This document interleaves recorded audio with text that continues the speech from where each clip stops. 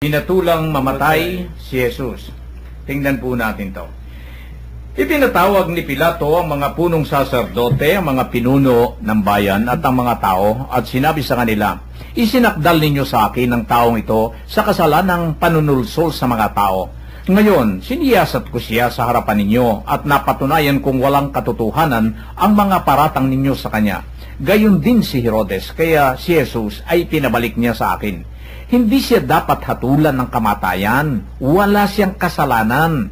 Kaya't ipahagupit ko na lamang siya sa kapalalayain. Tuwing Paskwa, kinakailangan magpalaya si Pilato ng isang bilanggo para sa kanila. Subalit sabay-sabay na sumigaw ang madla.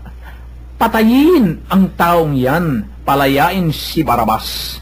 Nabilanggo si Barabas dahil sa paghihimagsik na nangyari sa lungsod at dahil sa pagpatay. Minsan pang nagsalita sa kanila si Pilato sa pagnanais na mapalaya si Jesus. Ngunit sumigaw ang mga tao, ipako sa krus, ipako siya sa krus. Ikatlong ulit na sinabi sa kanila ni Pilato, bakit? Anong ginawa niyang masama? Wala akong makitang dahilan upang siya'y ipapatay. Ipahagupit ko na lamang siya at saka palalayain. Datapwat lalo nilang ipinagsigawan na dapat ipako si Jesus sa krus at sa wakas ay nanaig ang kanilang sigaw. Kaya't ipinasya ni Pilato na pagbigyan ng kanilang kahilingan. Pinalaya niya ang taong nabilanggo dahil sa paghihimagsik at pagpatay ayon sa inihiling nila at ibinigay sa kanila si Jesus upang gawin ang kanilang kagustuhan. Ito ho yung hinatulan na hong mamatay si Jesus. Ang humatol ho rito'y mga tao. Itong mga taong ito, sa ngayon ho ba'y sa bawat tayo ho'y merong ginagawang mga pagkukulang sa ating kapwa. Sa bawat sandali ho bang tayo bilang tao na narito sa ibabaw ng lupa ay nakakagawa ng mga kasalanan, dito ho ba'y hindi natin ipinalalagay na tayo ho ay kasama sa paghatol sa Panginoon sa kanyang pagkamatay? Ito ho yung pinaka-essence ho nito. Tayo ho yung... Napakahalaga niyan, Kuya Men, na makita. Makita natin ho ito. Sa pamamagitan ho ba ng ating mga gawa bilang tao na nasa ibabaw ng mundong ito, tayo ho ba'y kakibat at kasama nung mga taong nagsigawan noon para ipapako ang Panginoon Jesus? Ano ang sa inyo rito, Kuya Joe? Mga kapatnubay, inatulang mamatay si Jesus. Napatunayan po ni Pilato, gayon din si Herodes, na walang katotohanan ng mga paratang sa Panginoong Yesus. Kaya po nagpalabas ng isang bilanggo bilang kapalit ng Panginoong Yesus para ipako sa krus. Ayun, nakita mo na yan ang kay Kuya yung paliwanag na ganyan. Napatunayan na ditong si Herodes na ito ditong si Pilato na ito, na talagang pinagdidiinan niya. Oo, pinagdidiinan na talagang walang kasalanan nitong taong ito. Wala akong nakikitang kasalanan sa taong ito Pero, gaya nga ng sabi ko ho kanina, tayo bilang tao na namumuhay dito sa mundong ito, ano kaya ho? Yung ba kayang ginagawa natin sa araw-araw? Yung kayang ating mga kinikilos para sa ating kapwa? Yung kayang pagtitiis natin sa mga taong nangangailangan sa atin? Yung kayang mga bagay na may kaugnayan sa hindi natin pagbibigay ng halaga sa ating kapwa na nangangailangan, yun kaya ho'y kaakibat na kasama tayo ng mga tao na sumisigaw na ipako ang Panginoong Hesus sa krus. Ano yun sa inyo rito, Kuya? Alam nyo, sa tuwing ikaw ay nagsisinungaling at nagpaparatang sa iyong kapwa ng walang katotohanan, at sa sandaling mayroon kang inaaping tao, sa sandaling ginagawa mo na ang taong walang kamalay-malay, walang kamuwang-muwang sa mga pangyayari, ay ini-involve mo roon, ikaw na rin, ay katulad mo na rin ang mga taong sumisigaw na nagpaparatang kay Jesus. Sapagkat ang sabi nga ni Jesus, ang ginagawa mo sa maliit na ito'y ginagawa mo sa akin.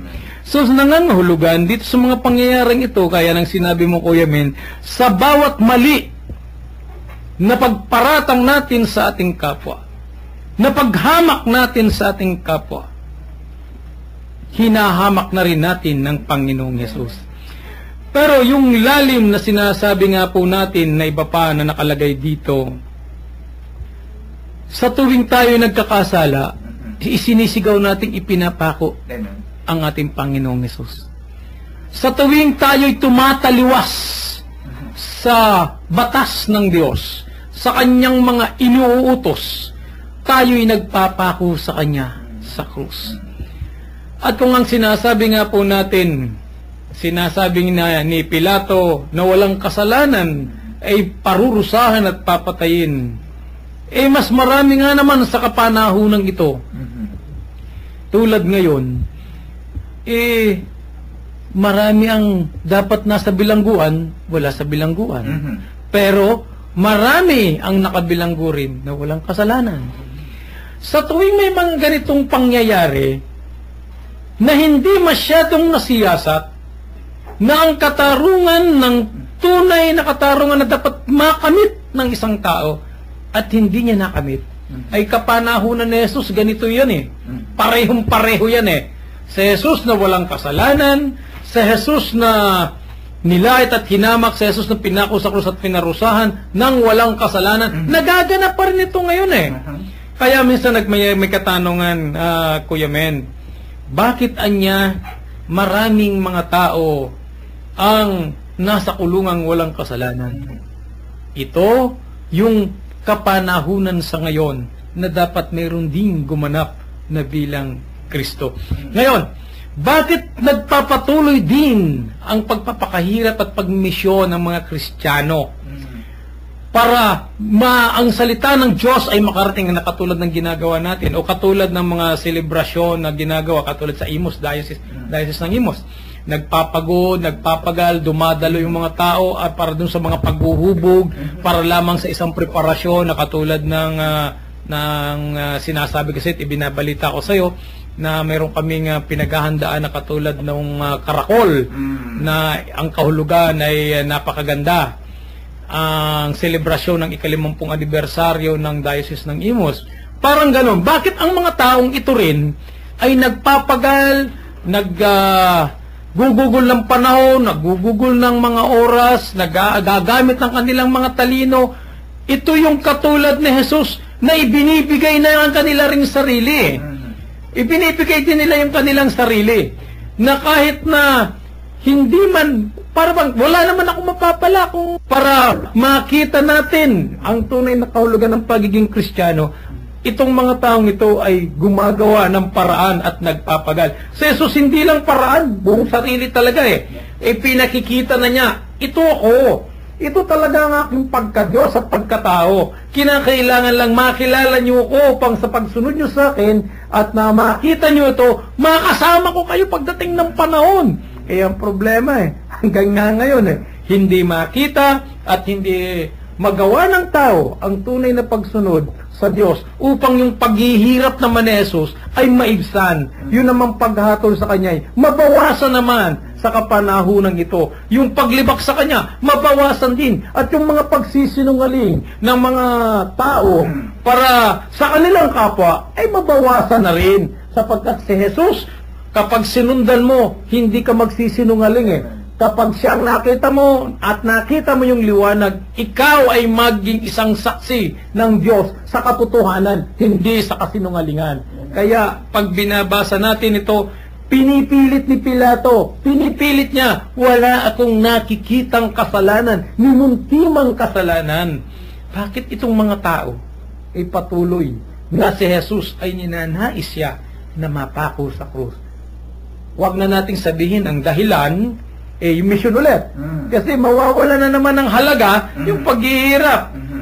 Kailangan tingnan din natin ito sa aspeto na nangyayari at nagaganap ito upang ang tao ay mamulat, magkaroon ng kamalayan na tayo ay talagang dapat na maging maayos ang pananampalataya at pagiging isang Kristiyano na wag gagawa ng anumang bagay na ikasasakit ng iyong kapwa, na ikapapahamak ng iyong kapwa na wala namang kasalanan. Amen. Yan po ang aking tinunghayan na may kaugnayan ho dito sa hinatulang mamatay si Jesus, na hindi siya dapat hatulan ng kamatayan, wala siyang kasalanan. At ang sabi nga rito ni Pilato ay papahagupit na lamang niya at pagkatapos ay palalayain. Pero nagsigawan ho ang napakaraming mga tao na ang pakawalan ay yung talagang naghimagsik, yung talagang nakapatay, ang ipako ay ang Panginoong Hesus.